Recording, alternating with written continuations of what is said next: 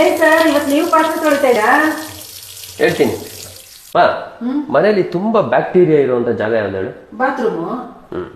Bathroom ಅಂತ ಎಲ್ಲಾರು ಅನ್ಕೊಂಡಿದೀರಾ. ಏಯ್, ಪಾತ್ರೆ ತೊಳೆಯೋ ಸ್ಪಾಂಜ್ ಯಾಕೋ ಫ್ರಿಜ್ ಅಲ್ಲಿ ಇಡ್ತಿದ್ಯಾ? ಪಾತ್ರೆ ತೊಳೆಯೋ ಈ ಸ್ಪಾಂಜ್ ಅಲ್ಲಿ ಟಾಯ್ಲೆಟ್ ಸೀಟ್ ಗಿಂತ ಜಾಸ್ತಿ ಬ್ಯಾಕ್ಟೀರಿಯಾ ಇದೆ, ಗೊತ್ತಾ ನಿನ್ಗೆ? ಹೌದಾ?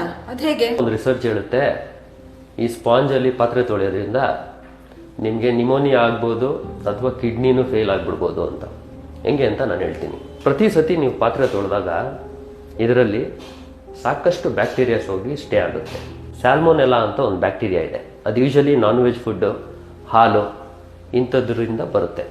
ನೀವು ಯಾವಾಗ ಪಾತ್ರೆನ ಈ ಸ್ಪಾಂಜಲ್ಲಿ ತೊಳೆದು ಇದರಲ್ಲಿ ಇನ್ನೂ ನೀರು ಹಂಗೆ ಇರುವಾಗ ಹಂಗೆ ಎತ್ತಿಡ್ತಿರೋ, ಬ್ಯಾಕ್ಟೀರಿಯಾ ಮಲ್ಟಿಪ್ಲೈ ಆಗ್ತಾ ಹೋಗುತ್ತೆ. 1 cubic centimetre 54 billion bacteria stay ಆಗ್ಬೋದು. ಆ ಥರ ಎನ್ವಿರಾನ್ಮೆಂಟ್ ಇದನ್ನು ಕ್ರಿಯೇಟ್ ಮಾಡುತ್ತೆ. ಸೊ ಆದಷ್ಟು ಈ ಸ್ಪಾಂಜ್ನ ಅವಾಯ್ಡ್ ಮಾಡಿ, ಹಳೆ ಕಾಲದವ್ರ ಥರ ತೆಂಗಿನ ನಾರನ್ನ ಯೂಸ್ ಮಾಡಿ, ಅದೇ ಬೆಟ್ರ್.